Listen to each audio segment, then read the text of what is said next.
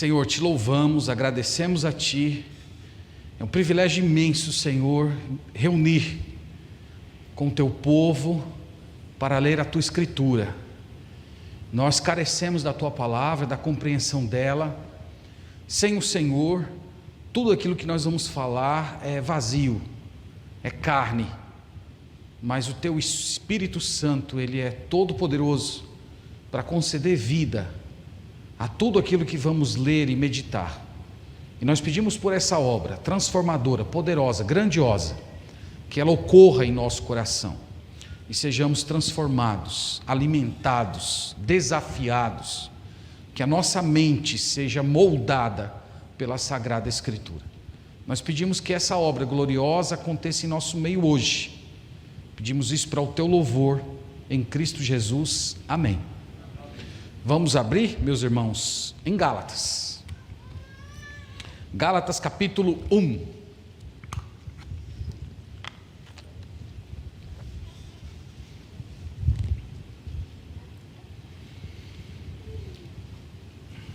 Gálatas capítulo 1 é a nossa segunda mensagem. Começamos semana passada a olhar esse livro um pouco mais de perto. Eu disse para os irmãos semana passada que a carta de Paulo aos Gálatas ocupa um lugar muito especial no cânon do Novo Testamento. A razão é que, junto com aquele concílio de Atos capítulo 15, que vocês conhecem muito bem, concílio no qual foi definido as bases pelas quais os gentios seriam recebidos na igreja, a carta de Paulo aos Gálatas praticamente salvou a igreja cristã primitiva. Não fosse essa epístola, provavelmente hoje nós seríamos uma espécie de seita judaica, uma ramificação do judaísmo. Esse documento ele foi escrito pelo apóstolo Paulo por volta do ano 50, para combater a chamada heresia legalista, que afirmava simplesmente que caso uma pessoa não se circuncidasse, não guardasse os sábados, as festas judaicas, não participasse da dieta típica do judaísmo, essa pessoa não poderia ser salva. Os historiadores chamam esse grupo de judaizantes. Eles eram cristãos, muitos deles vindos da cidade de Jerusalém, mas eles estavam deturpando o evangelho, viajando pelas cidades onde Paulo havia fundado igrejas, e estavam lá deturpando, mudando a mensagem do evangelho, acrescentando elementos à pregação da salvação gratuita por meio de Cristo Jesus. E a carta aos Gálatas foi escrita como uma defesa vigorosa do evangelho da graça de Deus. Eu disse para vocês que é uma defesa, até diria, um tanto irritada. Falei para vocês que essa é a carta do Novo Testamento em que Paulo mais é sentimental. Ele está visivelmente irritado com tudo aquilo que está acontecendo. Paulo entendia, meus irmãos, muito bem que se alguém acrescentasse qualquer elemento à mensagem do evangelho, que incluísse, sei lá, moralidade própria, práticas religiosas, qualquer pessoa que acrescentasse esses elementos à obra da salvação, simplesmente o evangelho se perde e aquela comunidade cai em maldição. Então nós vamos ver que é isso que Paulo vai falar hoje. Uma igreja que abandona a mensagem do evangelho, uma igreja que soma à mensagem da salvação em Cristo a necessidade de você cumprir certas regras religiosas, ter uma certa moralidade. Qualquer coisa que você acrescenta, o evangelho se perde e a igreja cai em maldição. É isso que nós vamos ver hoje. Eu elegi como tema aqui da nossa meditação o seguinte: desertar do evangelho é fatal para a igreja. E nós vamos ver porque Paulo fala isso. Vamos ler logo o texto sagrado, Gálatas capítulo 1, verso 6 ao verso 9. A escritura afirma o seguinte: admira-me que estáis passando tão depressa daquele que vos chamou na graça de Cristo para outro evangelho, o qual não é outro, senão que há alguns que vos perturbam e querem perverter o evangelho de Cristo. Mas, ainda que nós, ou mesmo um anjo vindo do céu, vos pregue evangelho que vá além do que temos pregado, seja anátema. Assim como já dissemos, e agora repito, se alguém vos prega evangelho que vá além daquele que recebestes, seja anátema. Amém? Me arrepiei todinho quando li essa mensagem essa semana, muito pesado isso aqui. Meus irmãos, vejam que Paulo ele trata essa questão em termos muito emocionais. Ele trata isso movido dentro do seu coração. Ele está muito preocupado, ele está vendo que a igreja aqui está em risco. Eu falei para vocês semana passada que ele inclusive é muito econômico na saudação dele. Se você já leu as cartas dele com atenção, ele faz uma palavra de ação de graças, ele diz: eu oro por vocês, eu tenho muita alegria quando eu lembro do amor de vocês. Ele até menciona qualidades das igrejas que ele escreveu, mas aqui é diferente, aqui não tem uma saudação calorosa. Ele está visivelmente constrangido, ele está abatido, ele está aborrecido pela situação que as igrejas do sul da Galácia estavam enfrentando. E o que ele diz aqui nessa porção? Basicamente ele vai dizer duas coisas. A primeira é dizer que desertar do evangelho é espantoso. É isso que ele vai dizer no verso 6. No verso 6 ele começa: admira-me. Então essa expressão admira-me é uma expressão de espanto, é uma expressão de alguém que está chocado. Ela é usada em Marcos capítulo 6, versículo 6, para falar da perplexidade do Senhor Jesus diante da incredulidade da cidade de Nazaré. Então lá se conta no Evangelho de Marcos capítulo 6 que Jesus viajou para Nazaré. Lembre-se que Nazaré era a sua cidade onde ele cresceu. E ele chega lá, encontra provavelmente aquelas pessoas que viram ele ainda criança, lá nas ruas de Nazaré. Ele prega o evangelho, ele cura algumas pessoas, e a história bíblica diz que aquele povo simplesmente começou a desdenhar dele, começaram a rejeitá-lo. E o texto diz que aquela rejeição foi tão profunda, tão intensa, ao ponto de Jesus se admirar da incredulidade deles. E essa incredulidade era tão disseminada que inibiu Jesus de continuar pregando e fazendo milagre entre eles. Então é uma expressão de alguém que está em choque, é uma expressão de alguém que está constrangido. Então é assim que Paulo começa falando com os Gálatas: eu estou admirado com vocês, eu estou chocado, eu estou perplexo a respeito da situação de como vocês estão. E o que é que espanta Paulo? Ele diz aqui no texto, ele diz: admira-me que estáis passando tão depressa daquele que vos chamou na graça de Cristo para outro evangelho. Essa expressão aqui, irmãos, estejais passando, é uma palavra só no texto original, e é uma palavra que era utilizada para desertores de exército. Vocês sabem lá, os exércitos têm os seus soldados, e aqueles soldados que abandonam a guerra, aqueles soldados que saem da fileira dos seus compatriotas e vestem a camisa do inimigo. Então é um gesto de traição, que inclusive nos tempos antigos era punido com morte. Então veja que a linguagem de Paulo é uma linguagem muito forte. Ele não está falando apenas de um erro, ele não está falando apenas de um equívoco, ele não está falando apenas de uma pequena dificuldade em uma certa tratativa. Paulo está usando uma linguagem que denota apostasia, abandono da fé, pessoas que estão quase que renunciando a Jesus Cristo, tornando-se inimigas dele. Então essa é a linguagem do apóstolo Paulo. Então vocês estão desertando, vocês estão abandonando a fé, vocês estão se voltando para as fileiras inimigas, vocês estão somando com aqueles que nós fomos chamados a combater.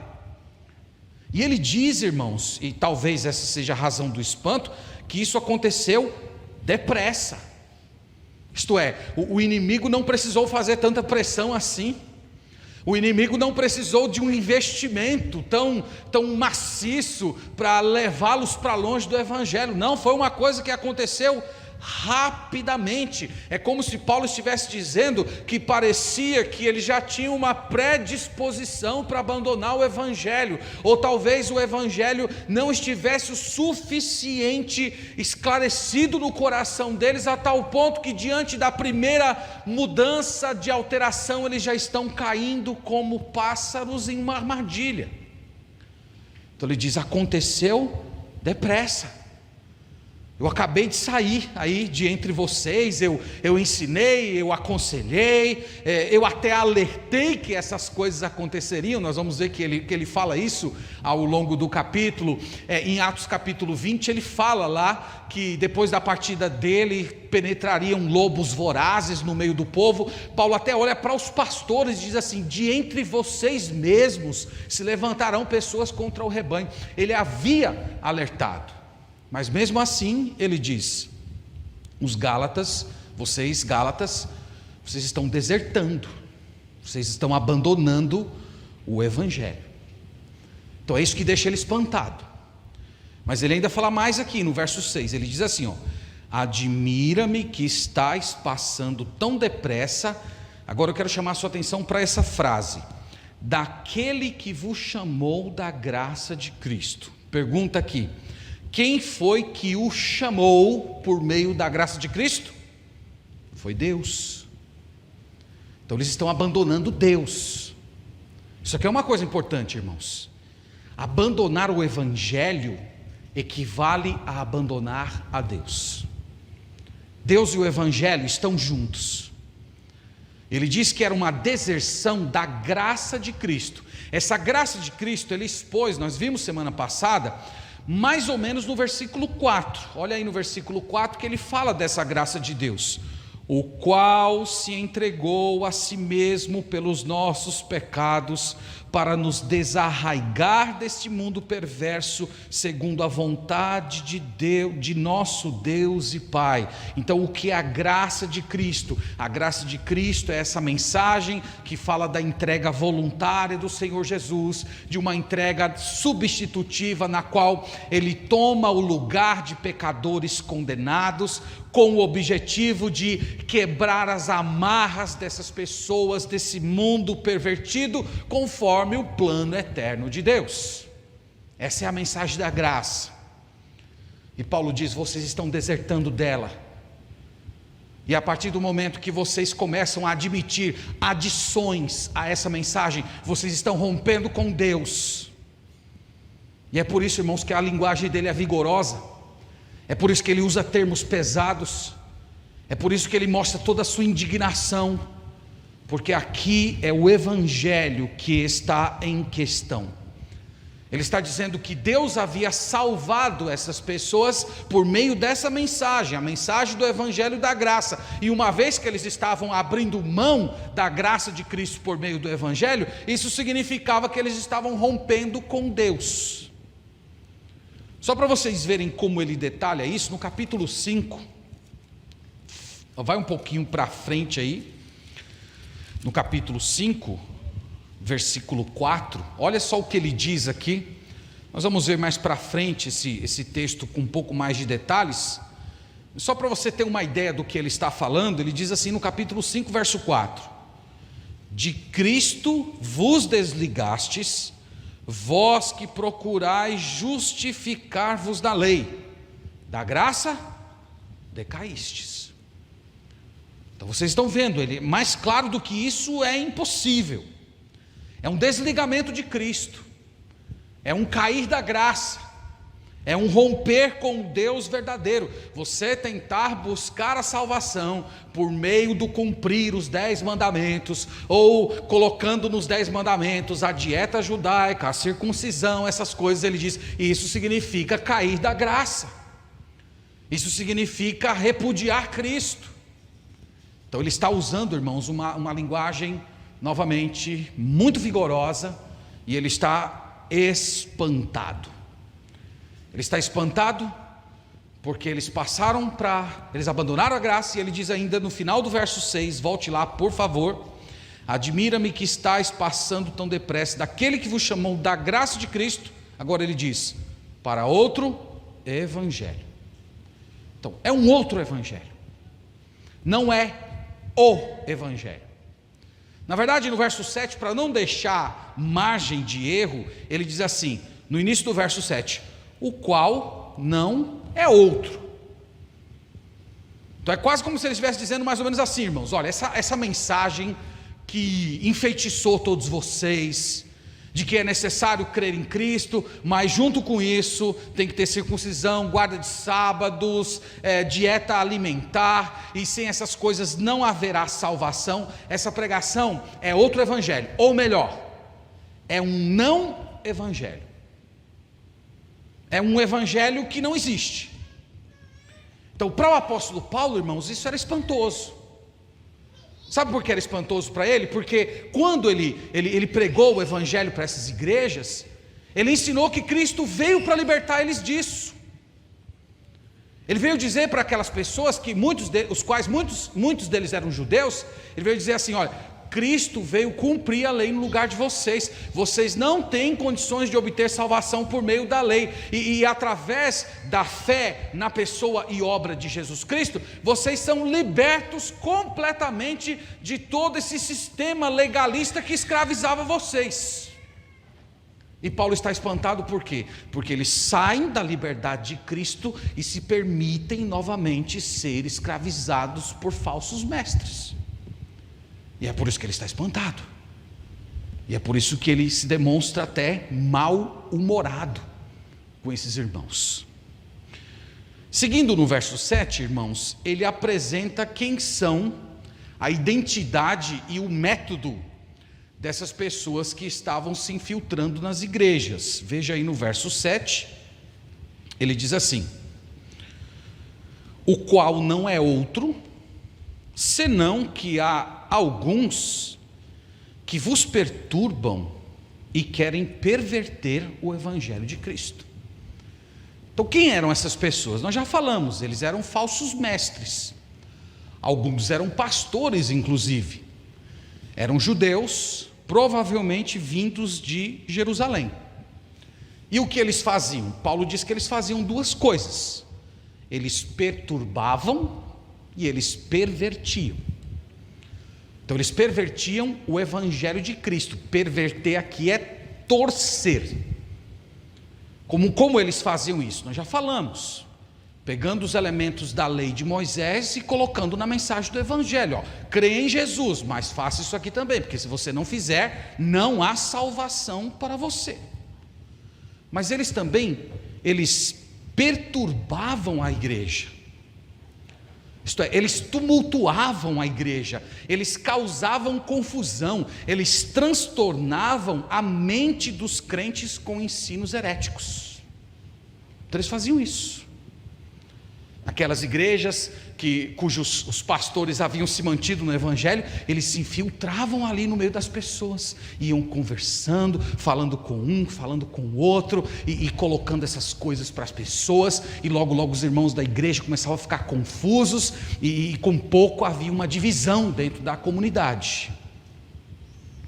Quando eu era seminarista, eu vi algo parecido com isso aqui acontecendo na igreja que eu era membro. Nós estávamos reunidos um domingo junto com o pastor da igreja, e o pastor da igreja estava dando aula na escola dominical, e de repente chegou um cidadão lá, conversando a respeito de teologia, assim, com algumas palavras bem articuladas, um certo carisma, e ele ali puxando conversa com o pastor, tentando se aproximar dos irmãos, e logo ele soltou o veneno. Ele começou a dizer que a única versão bíblica, que é a palavra de Deus, de fato, é a versão corrigida fiel. Esse movimento ele foi muito forte, década de 90, década de 80, graças a Deus esse movimento deu uma esfriada no Brasil nos últimos anos, mas esse pessoal causou muito dano, eles perverteram muita gente, eles causaram muito tumulto na igreja. Algumas pessoas desse grupo chegavam ao absurdo de afirmar que se você converteu-se a Jesus ouvindo o Evangelho por meio da versão atualizada, que é o que a gente usa aqui, você provavelmente não era salvo. NVI, nem se fala, NVI foi traduzida lá no inferno, né? Foi os demônios que se reuniram para fazer a tradução dela. E essas pessoas, eles causaram muita divisão. Eu conheço muitos pastores que tiveram igrejas divididas por causa dessas pessoas, que iam se filtrando na igreja. Algumas pessoas muito bem financeiramente chegavam na igreja, e a igreja muito pobrezinha, e aquelas pessoas começavam a ajudar a igreja, e a igreja ganhava um certo fôlego financeiro, e logo aquela pessoa era querida, e então ia lá e soltava o seu veneno. Isso, irmãos, acontece há séculos na igreja cristã. E Paulo aqui, ele está perplexo. Eu estou admirado. Então a imagem é mais ou menos essa. Paulo está terminando ali a sua segunda viagem missionária.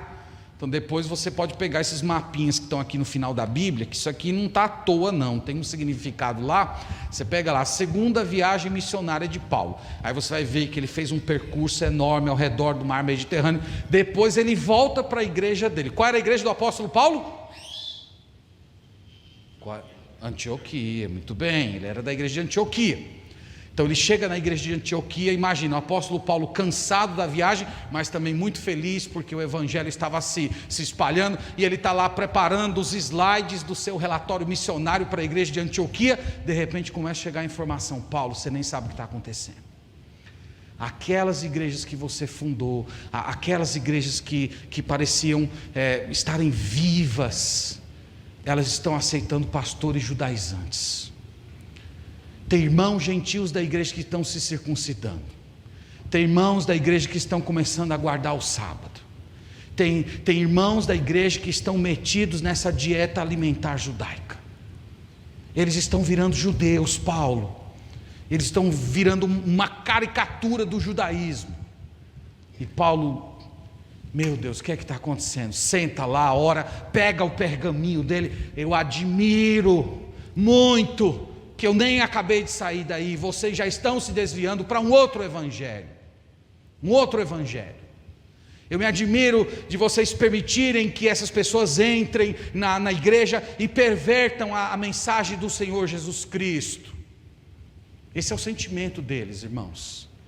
Então a perversão do evangelho é espantosa. Essa é a primeira informação que nós aprendemos aqui no verso 6 e no verso 7. Toda vez que o evangelho é pervertido, isso é espantoso. É espantoso porque a mensagem do evangelho é uma mensagem de libertação. É uma mensagem que diz que você não precisa fazer nada, que Cristo já fez tudo. E as perversões do evangelho sempre dizem assim: creio em Cristo, mas você precisa fazer alguma coisa. E isso é voltar para aquele estado de escravidão do qual Cristo libertou. E é por isso que Paulo está tão perplexo. Essa é a primeira ideia do verso 6 e 7. No verso 8 e verso 9, o que é que nós aprendemos aqui? Nós aprendemos que desertar do evangelho produz maldição divina.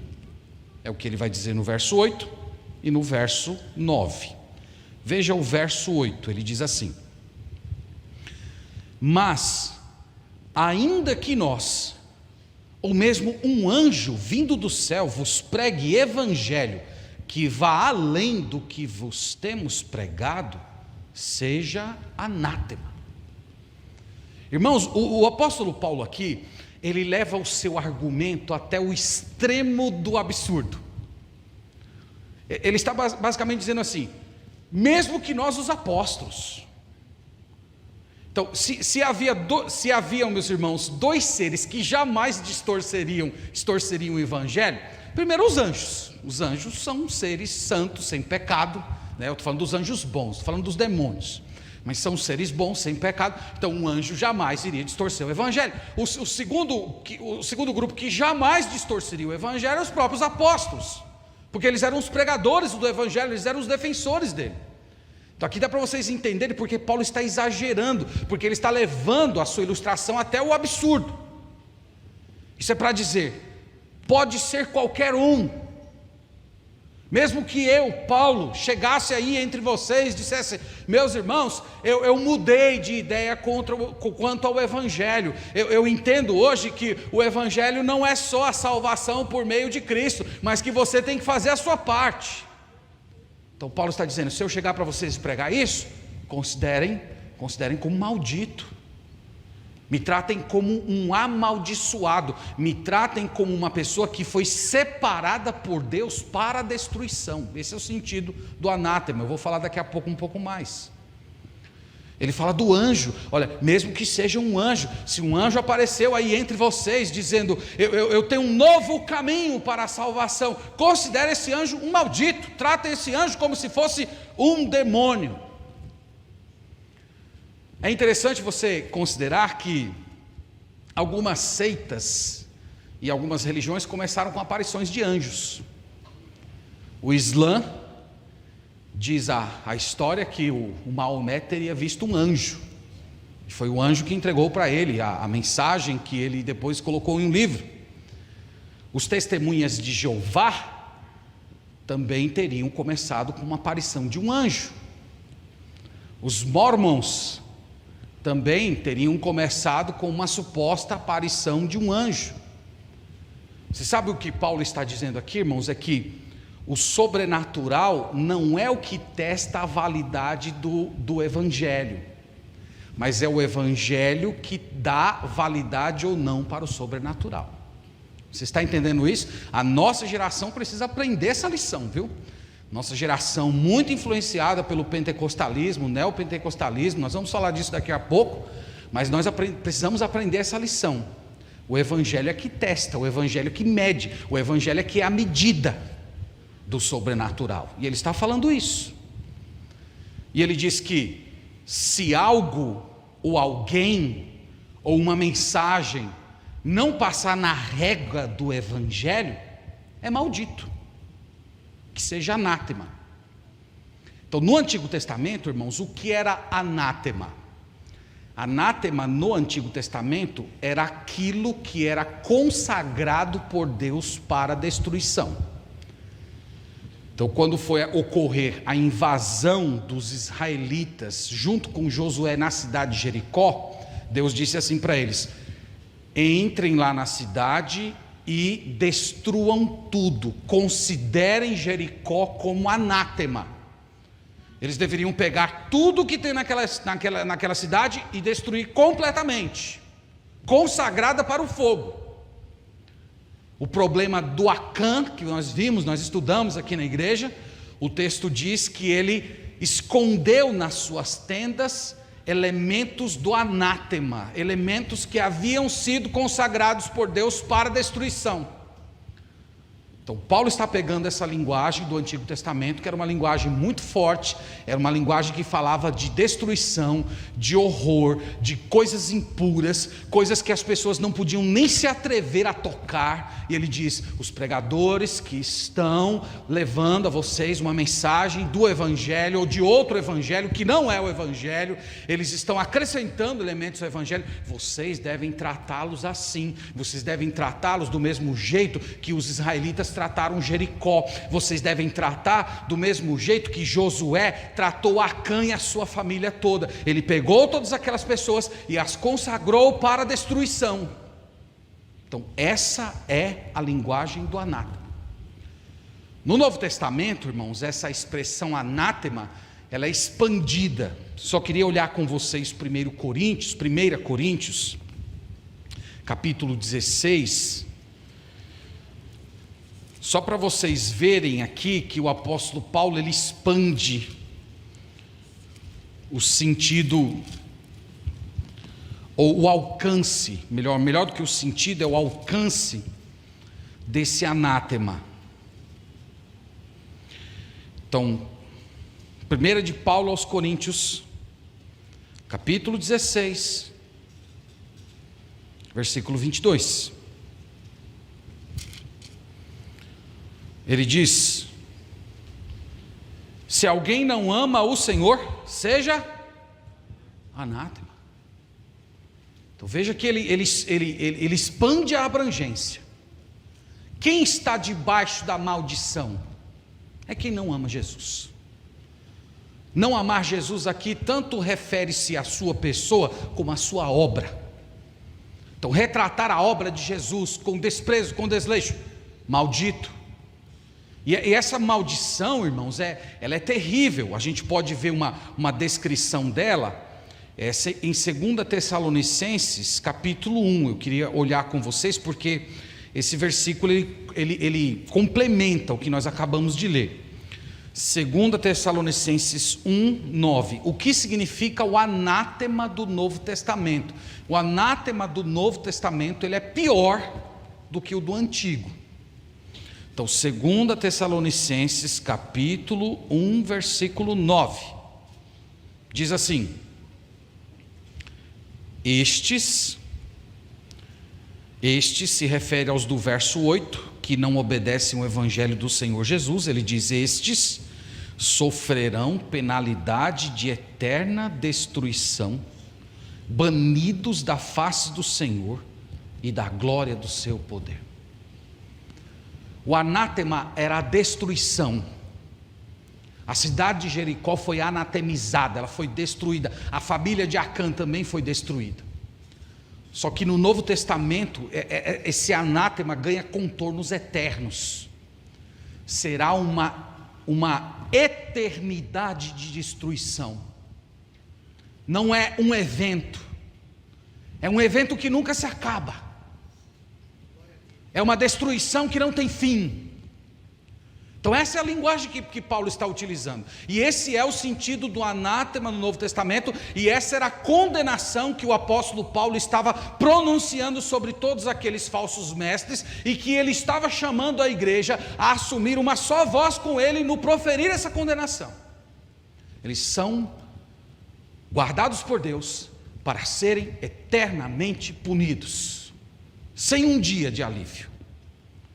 Então, meus irmãos, novamente, uma linguagem dura, uma linguagem pesada, é uma linguagem que impõe medo. E por que Paulo é tão emocional? Porque estamos falando do Evangelho. O Evangelho é o elemento mais básico de uma igreja. Quando uma igreja perde o Evangelho, ela deixa de ser igreja, ela se torna qualquer coisa. Então Paulo sabia que era a igreja de Cristo que estava em risco. Então é isso que ele diz no verso 8. Agora vamos para o verso 9. No verso 9 ele diz quase que a mesma coisa do verso 8, mas ele faz umas pequenas alterações que merecem aqui a nossa consideração, tá? Então vamos olhar o verso 9. No verso 9 ele diz assim: assim como já dissemos, e agora repito, se alguém vos prega evangelho que vá além daquele que recebestes, seja anátema. Vocês estão vendo que é quase a mesma coisa do verso anterior, mas ele mudou algumas coisas aqui no versículo. Ele começa afirmando assim: como já dissemos. O que ele está dizendo com essa frase? Ele está dizendo: eu já conversei esse assunto com vocês. Esse assunto de que vocês deveriam tratar os falsos mestres como malditos, como consagrados à destruição eterna, esse não é um assunto que eu estou falando com vocês agora. Quando eu estive aí, eu conversei com vocês sobre isso. Então eu já disse para vocês como vocês deveriam tratar aqueles que pervertem o Evangelho.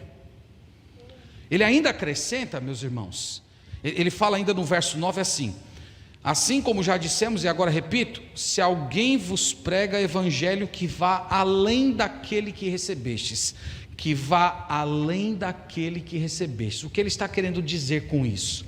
Ele está dizendo assim: vocês já receberam o evangelho, vocês já acolheram o evangelho, vocês não precisam de um outro evangelho, vocês não podem tomar para si uma deturpação do Evangelho. No final das contas, aqui, irmãos, indiretamente, Paulo está convidando essa igreja a reassumir o compromisso deles com o Evangelho que eles haviam recebido dos apóstolos. Então, vocês já receberam esse Evangelho, vocês precisam se comprometer novamente com essa mensagem. E no final do verso 9, ele repete o anátema, que vá além daquele que recebestes, seja anátema. Por que ele está repetindo, irmãos? Eu creio que ele está repetindo porque ele deseja que a igreja sinta o peso do que ele está falando. É como se ele não quisesse que a igreja passasse por cima rapidamente do que ele está afirmando aqui. A igreja precisava sentir o horror daquilo que ele estava dizendo, o peso dessas palavras. A Bíblia, irmãos, ela revela muitos aspectos da ira de Deus, e ela faz isso, primeiro, para sacudir os incrédulos do seu torpor espiritual. Às vezes os incrédulos, eles estão muito satisfeitos consigo mesmos, estão com saúde, com dinheiro no bolso, com tranquilidade de vida, e às vezes precisa de uma mensagem dura, que chegue no profundo do coração deles, e mostre que Deus está irado com eles. Precisa disso muitas vezes. Então a mensagem da ira de Deus serve para isso, mas a mensagem de Deus também serve para cristãos que estão começando a dar ouvidos a falsos mestres, que estão ouvindo pregadores mentirosos, que estão correndo risco de apostatar da fé. Então uma mensagem que fala sobre os anátemas de Deus, as punições eternas que Deus impõe a todos que abandonam a fé. Essa mensagem às vezes sacode cristãos que estão ali se permitindo ser levados por um falso evangelho. E essa mensagem também serve para reafirmar a condenação dos falsos mestres, para levar a igreja a meditar sobre o que está destinado para essas pessoas, o que elas terão de enfrentar por estarem pregando um evangelho diferente daquele que está na Sagrada Escritura. E eu volto a dizer, meus irmãos, a nossa geração precisa ouvir mais a respeito das maldições de Deus. Nós estamos muito acostumados com os discursos que falam do amor, do acolhimento de Deus, e eu creio, irmãos, eu creio isso de todo o meu coração, que muitas pessoas, quando estão falando dessas coisas, desse Deus amoroso, que vem, que recebe, que acolhe, que dá vida eterna, que é bom, que vai satisfazer seu coração, que vai dar os sonhos da sua vida, eu creio, irmãos, de todo o meu coração, que essas pessoas não estão se referindo ao Deus da Sagrada Escritura, mas um Deus que elas criaram à imagem e semelhança das suas próprias cobiças. E é por isso que precisa disso aqui. Os jovens da igreja, tem algumas juventudes aí das igrejas que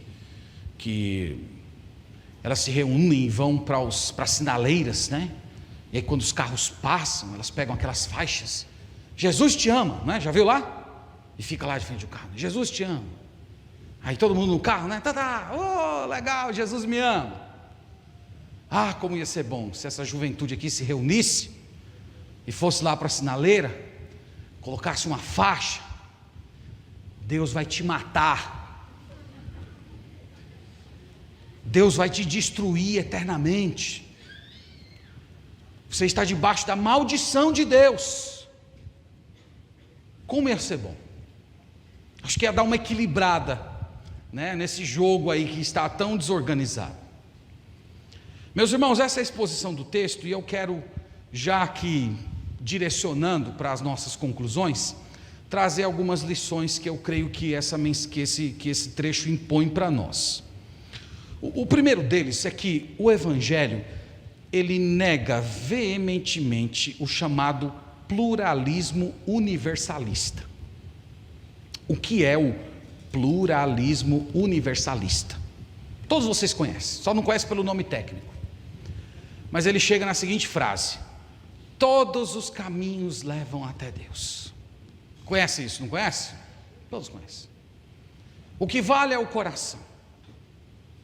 O evangelho, meus irmãos, nega. Essa é a forma mais popular. Mas além da forma popular, existem as formas mais acadêmicas, né? Quem vai para seminário, cursos de teologia, você aprende esse negócio aqui dentro de uma linguagem mais formal. O liberalismo teológico, por exemplo, o chamado universalismo, que é essa ideia que fala que no final das contas Deus vai salvar todo mundo, que a morte de Jesus Cristo já apagou os pecados do mundo inteiro, então mesmo que a pessoa não se arrependa dos seus pecados, ela está salva para sempre. Então tem pregadores aí, o Ed René Kivitz, Caio Fábio, todos aqueles que fazem parte desse grupo aí, que eu não vou falar muita coisa não, eles pregam esse tipo de coisa. Mas irmãos, a Bíblia é muito direta.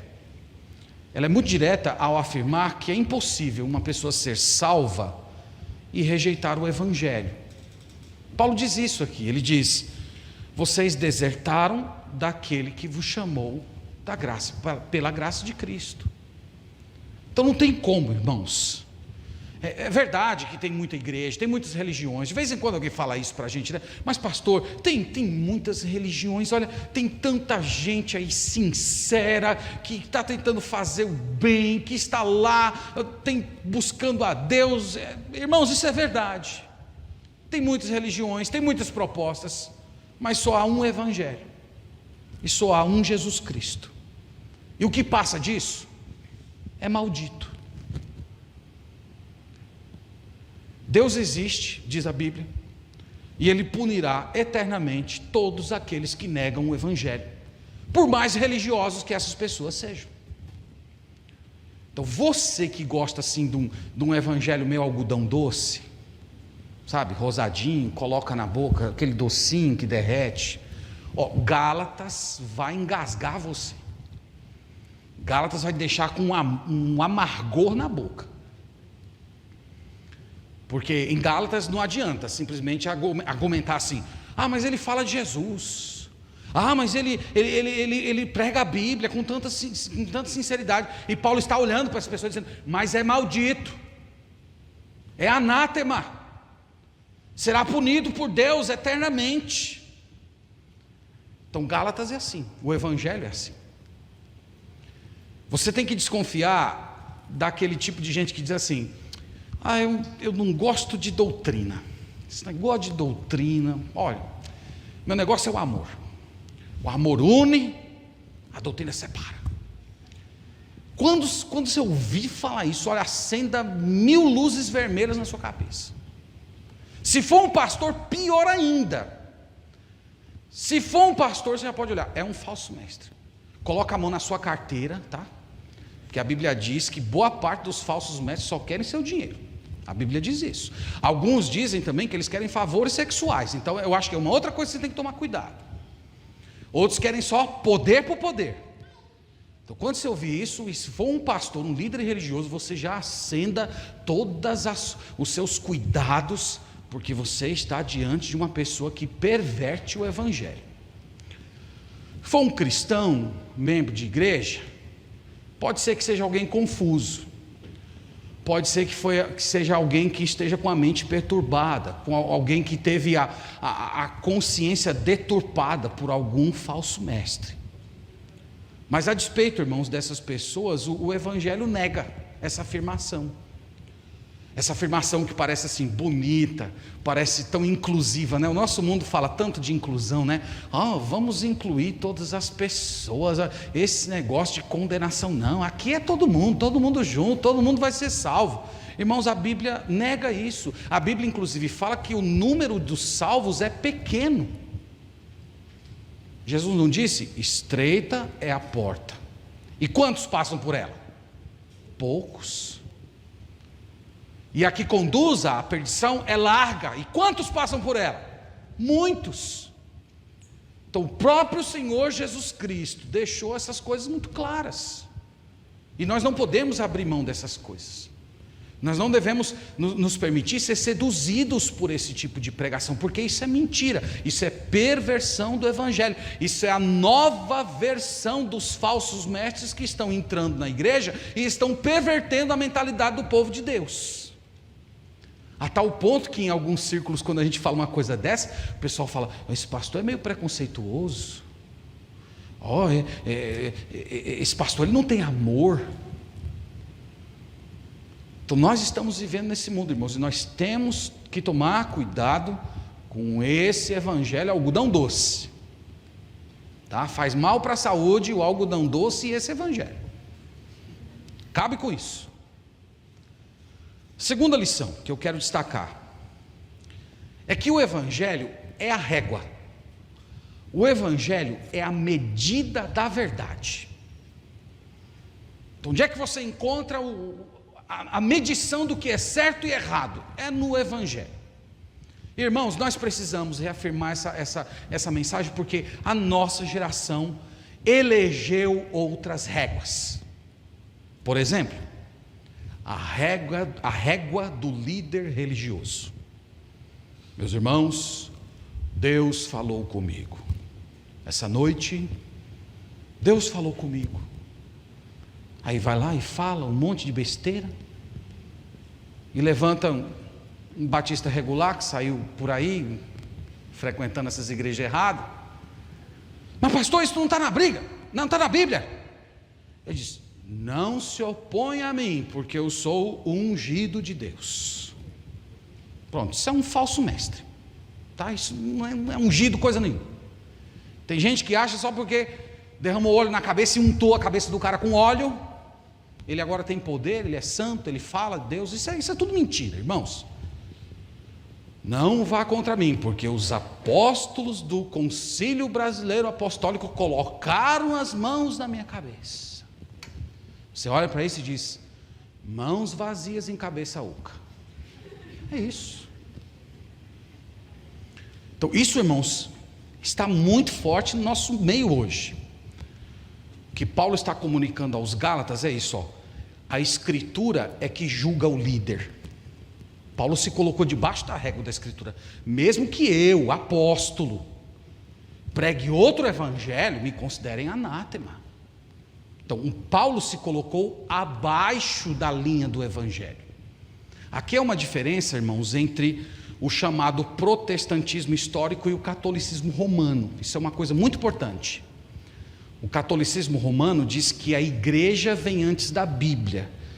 O catolicismo romano afirma que a igreja dá origem à Bíblia. A igreja diz o que é a Bíblia. O protestantismo diz diferente. É a Bíblia que afirma a igreja. Não é a igreja que concebe a Bíblia, mas a própria Bíblia que se impõe como autoridade sobre a igreja.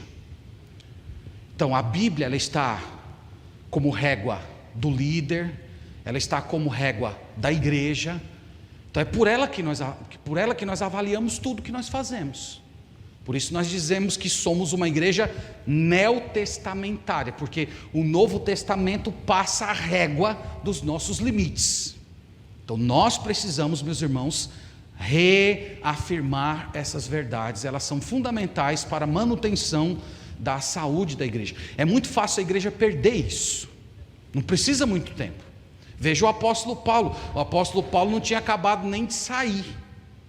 Ele mal tinha deixado lá as igrejas, e as igrejas já estavam sendo contaminadas por outro evangelho, e é por isso que nós precisamos repetir essas coisas na igreja. Então essa é uma das réguas, a régua do líder religioso. Há também a régua da experiência. A régua da experiência se manifesta mais ou menos assim: pastor, eu tive um sonho. Amém. Eu tenho muitos, né? Eu tenho muitos sonhos, pesadelos também. Dei cotovelada na minha esposa já. Ah, pastor, mas eu tive um sonho e aconteceu que eu sonhei. Ok, tá bom, acredito em você. Então, quando a pessoa, por detrás de uma afirmação como essa, ela já está colocando o seu sonho como a régua. Outros que dizem assim: pastor, eu vi um anjo. Pastor, o anjo Gabriel ligou para o meu celular. Vocês sabiam que isso acontece? Não estou dizendo que o Gabriel ligou, né? Pode ter sido um outro anjo, um anjo das trevas, mas já aconteceu em igreja. O pastor toca o celular e ele pega. Pois não, Gabriel? Então, o que é isso, né? É a régua da experiência. Gente que está fazendo completamente o oposto que a Bíblia diz. Eu já aconselhei gente assim. Mas irmãos, isso está errado.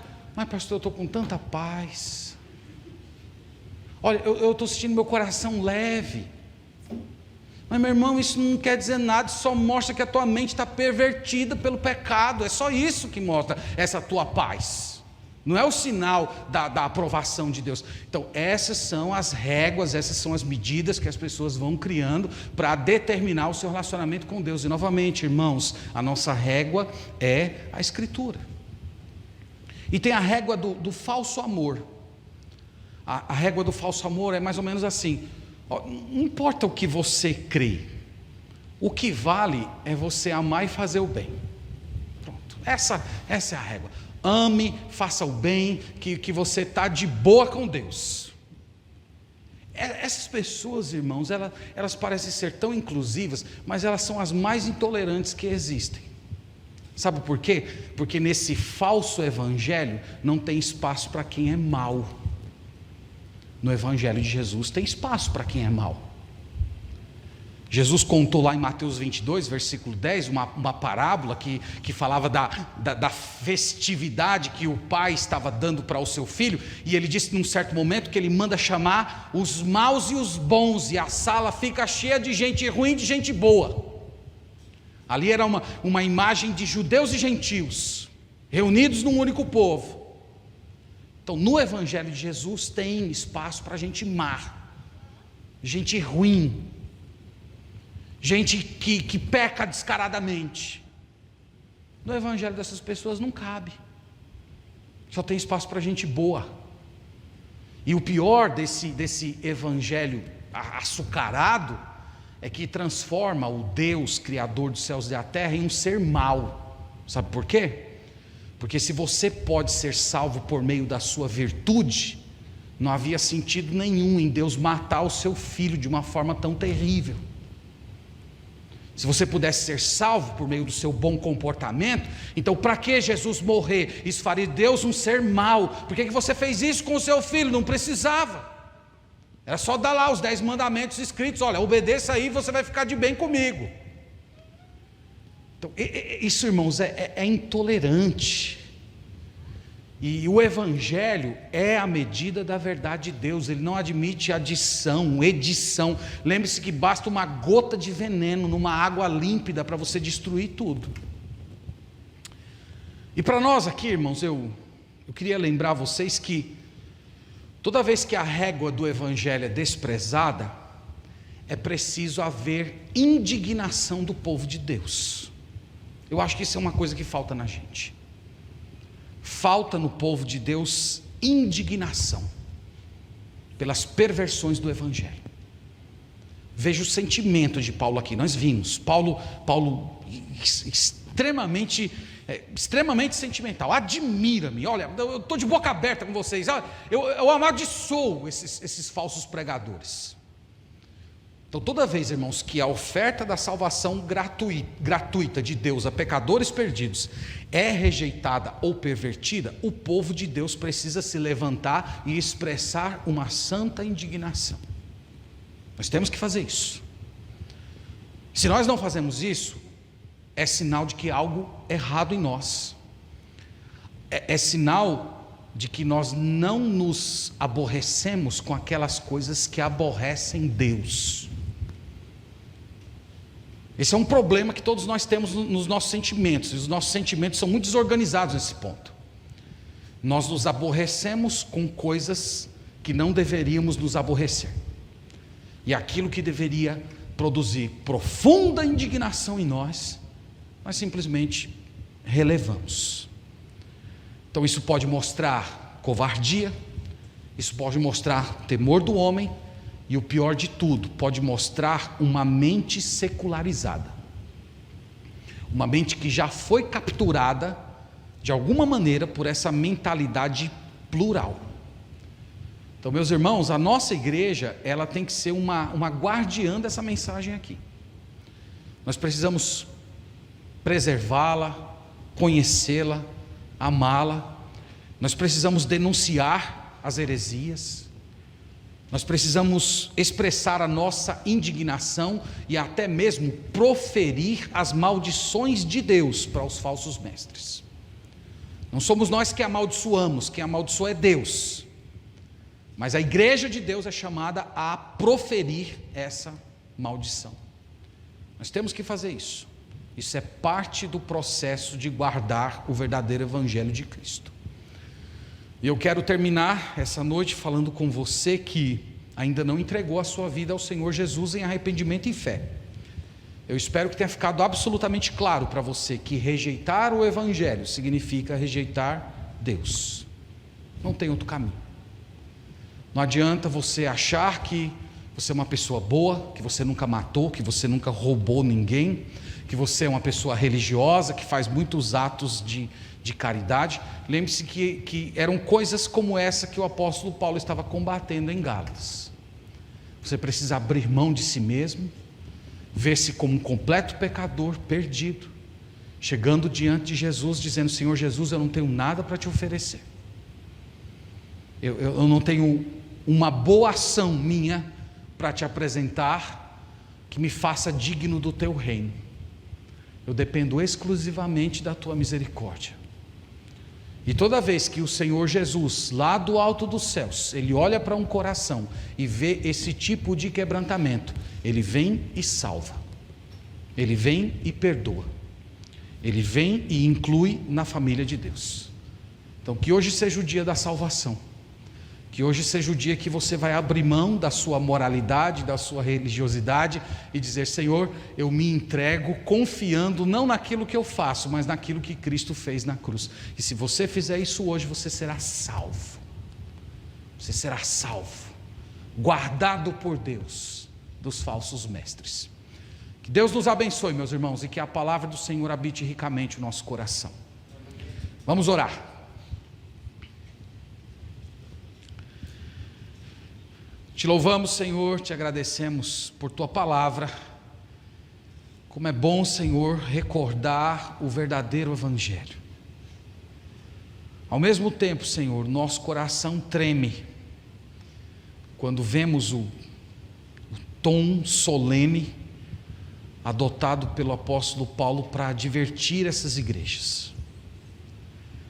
Nós trememos também, Senhor, diante das muitas ameaças ao verdadeiro evangelho que existem na nossa geração. Nós pedimos a Ti, Senhor, para que reafirmemos o nosso comprometimento com a mensagem da salvação pela graça de Jesus Cristo. Que o Senhor não permita que essa comunidade venha adotar qualquer adição, qualquer edição, qualquer distorção. Que ela tenha sabedoria do alto, discernimento espiritual, para reconhecer os falsos mestres, aqueles que distorcem o evangelho e perturbam a mente do teu povo. Dá, Senhor, a essa igreja e a todas as igrejas sérias essa sabedoria de reconhecer e de desprezar essas pessoas, de adverti-las e até mesmo, se necessário for, pronunciar as maldições da tua palavra sobre essas pessoas. Tem misericórdia de nós, Senhor. Nós te agradecemos porque o Senhor preservou essa mensagem do evangelho e fez com que ela chegasse ao nosso tempo. E nós rogamos a tua graça para que agora, na nossa geração, nós preservemos essa mensagem, amemos essa mensagem e a transmitamos aos próximos com muita fidelidade, com muita seriedade. Guarda o teu povo, Pai, guarda a tua igreja. Eu oro também, Senhor, por aquelas pessoas que estão sendo seduzidas, enfeitiçadas por discursos de falsos mestres. Eu oro para que o teu Santo Espírito ilumine essas pessoas, que elas reconheçam o perigo, que elas vejam as lisonjas que há por detrás desses discursos, e elas sejam capazes de identificar essas distorções e fugir da companhia dessas pessoas. Nós também oramos por aqueles que ainda não entregaram a vida ao Senhor Jesus Cristo em arrependimento e fé. Nós pedimos a Ti, Senhor, que essas pessoas vejam a urgência a necessidade imediata que elas têm de entregar-se ao Senhor em arrependimento e fé, para fazerem parte da família espiritual e serem salvas no dia de Cristo. Nós agradecemos por tudo isso, no nome do Senhor Jesus. Amém. Amém.